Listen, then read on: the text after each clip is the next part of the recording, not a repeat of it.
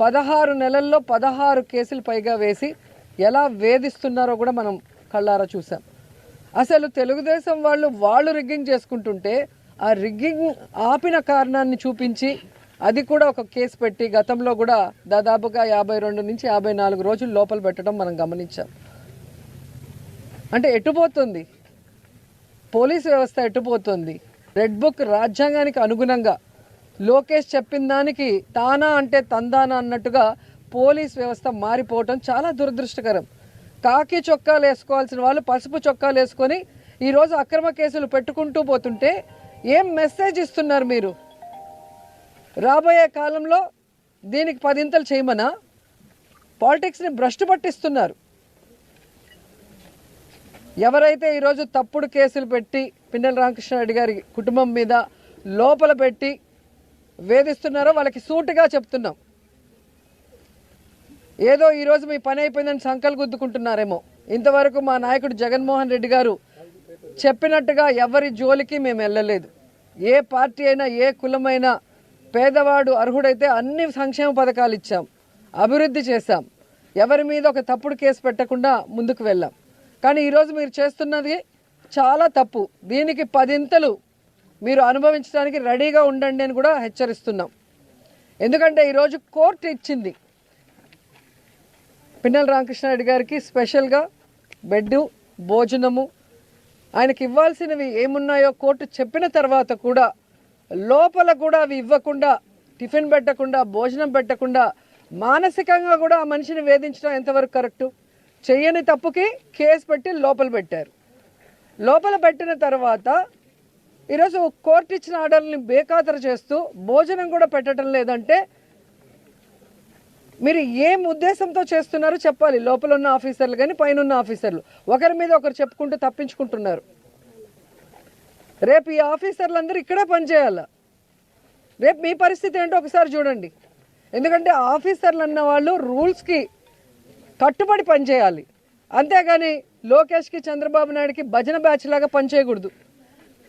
ఈరోజు రాష్ట్రంలో మీరు చూస్తే ఆడపిల్లల్ని వేధించేది తెలుగుదేశం వాళ్ళు, ఆడపిల్లల్ని రేపులు చేసి చంపేది తెలుగుదేశం పార్టీ వాళ్ళు, గంజాయి డ్రగ్స్ ముఠాలని నడిపించేది తెలుగుదేశం పార్టీ వాళ్ళు, అక్రమంగా ఈరోజు బెల్ట్ షాపులు మద్యాన్ని ప్రవహింపజేసేది తెలుగుదేశం పార్టీ వాళ్ళు, ఇల్లీగల్గా ఇసుక నమ్మేది తెలుగుదేశం పార్టీ వాళ్ళు.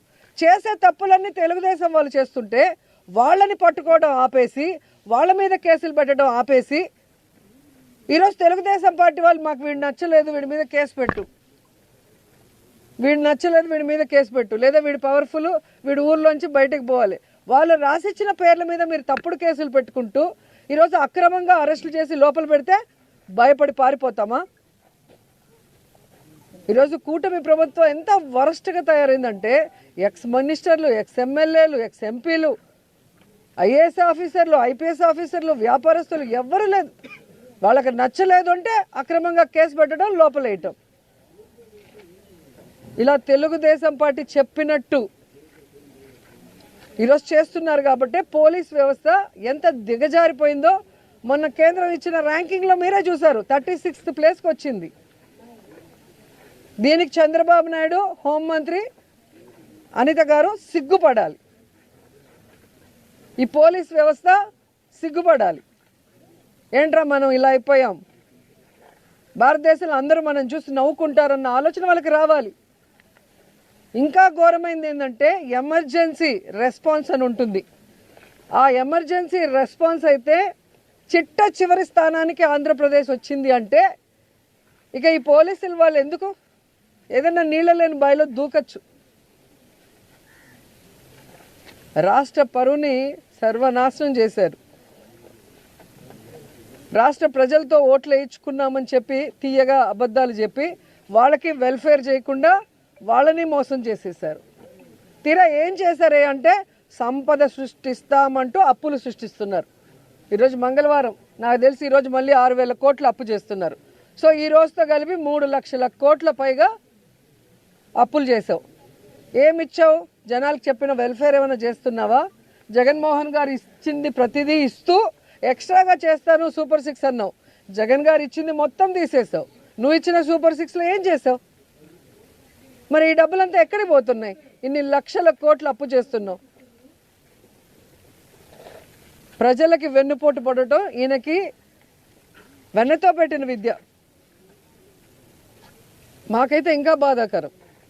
రాయలసీమ లిఫ్ట్ ఇరిగేషన్ని మొన్న చూసాం మనం. రేవంత్ రెడ్డి గారు అసెంబ్లీలో మాట్లాడేది చూస్తే చంద్రబాబు కంటే ఎవరైనా రాయలసీమ ద్రోహి ఉన్నారా? నువ్వు పుట్టింది రాయలసీమలో, పెరిగింది రాయలసీమలో. ఈరోజు నువ్వు సీఎంగా ఉన్నావు అంటే ఆ రాయలసీమ ప్రజల ఆశీస్సులతో. అలాంటి రాయలసీమకి వెన్నుపోటు పొడవాలన్న ఆలోచన నీకు ఎలా వచ్చిందని నాకు అర్థం కావట్లేదు. ఆ రోజేమో రాష్ట్ర విభజనకి సంతకం చేసావు, ఆంధ్రప్రదేశ్ని సర్వనాశనం చేసావు. ఈరోజు రాయలసీమ లిఫ్ట్ ఇరిగేషన్ పని చేయకుండా ఆపేసి రాయలసీమకు అన్యాయం చేస్తున్నావు. రాయలసీమ ఏం తప్పు చేసింది? మీకేం అన్యాయం చేసింది? ఈరోజు రాయలసీమ కరువు శాశ్వతంగా పరిష్కరించాలన్న ఒక గొప్ప ఉద్దేశంతో జగన్మోహన్ రెడ్డి గారు ఈ రాయలసీమ లిఫ్ట్ ఇరిగేషన్ని తీసుకొచ్చారు. 960 కోట్లు దీనికి వెచ్చించడం జరిగింది. నిన్ను తొత్తే సరిపోయింది. రాష్ట్రానికి బట్టి శని వదిలిద్ది. పోలీసులను దూకమంటానికి నువ్వెవరో మందలా? బుద్ధి ఉందా నీకు? అసలుకే కడుపుకు అన్నం తింటున్నావా? లేదంటే కనుక కుంభాలు ఏదే మటన్ కేమా ఉండాలి తింటున్నావా? అయినా పోలీసులారా నాకు అడగట్లేదు. ఈ పోలీస్ సంఘం నాయకులందరూ ఎక్కడ దాక్కున్నారండి? ఎక్కడ దాక్కున్నారు? మిమ్మల్ని అందరిని వెళ్ళి బాయిలో దూకమంటుందండి ఈ రోజా మేడం గారు. పోలీసులు అందరూ వెళ్ళంటే బాయిలో దూకారంట. వెళ్ళి రోజా మేడం గారు చెబుతున్నారు. ఇప్పుడు పౌరుషాలు రావట్లేదా? వాడెవడో మాజీ పోలీసు అధికారి ఒకడు ఉండాలండి. ఎంపీ కూడా అయ్యాడు, గోరంట్ల మాధవ్. అదే గంట మాధవ్, గంట ఊపుకుంటా తిరిగాడు కదా గంట మాధవ్. వేరే ఇప్పుడు బయటికి రా, వచ్చి మేసం తిప్పు. ఇట్టా తిప్పావు కదా ఆ రోజు, ఇట్టా తిప్పావు కదా, ఇప్పుడు తిప్పు బయటకు వచ్చి మేసం. అయినా ఈ పోలీస్ సంఘ నాయకులు కూడా అడుగుతున్నా అండి, గడిచిన 5 సంవత్సరాల్లో తుమ్మినా పిత్తినా దగ్గినా బయటకు వచ్చి మా మనోభావాలు దెబ్బతిన్నాయి, చంద్రబాబు నాయుడు గారు మా బహిరంగ క్షమాపణ చెప్పాలి అంటున్నారు. ఈ రోజు రోజా మిమ్మల్ని తీసుకెళ్లి బాయిలో దూకమంటుంది. మీరేం చేస్తారు? రోజాను అరెస్ట్ చేస్తారా? లేదంటే కనుక మిమ్మల్ని అందరినీ బాయిలో దూకమంటాను కాబట్టి మీరందరూ తీసుకెళ్లి రోజాని బాయిలో వేస్తారా? ఏదో ఒకటి తేల్చండి మీరు. పోలీస్ సంఘ అధికారులు ఎవరైతే ఉన్నారో వాళ్ళు దీని మీద రెస్పాండ్ అవ్వాల్సిన అవసరం అయితే ఉందండి. అయినా ఈ రోజక్కాయకి షూటింగ్ అయిపోయిందండి. మొన్నే తమిళ్లో ఒక సినిమా చేసింది.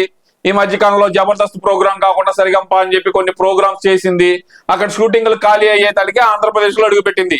అది కూడా కారణం కాదండి. ఈ మధ్యకాలంలో యాంకర్ శ్యామల గారు ఫేమస్ అవుతున్నారు.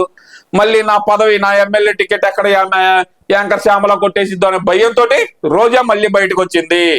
మళ్ళీ 2 రోజులు ఉండింది, మళ్ళీ వెళ్ళిపోయి షూటింగ్లు చేసుకునేది చెన్నైలో. ఎందుకమ్మా నీకు?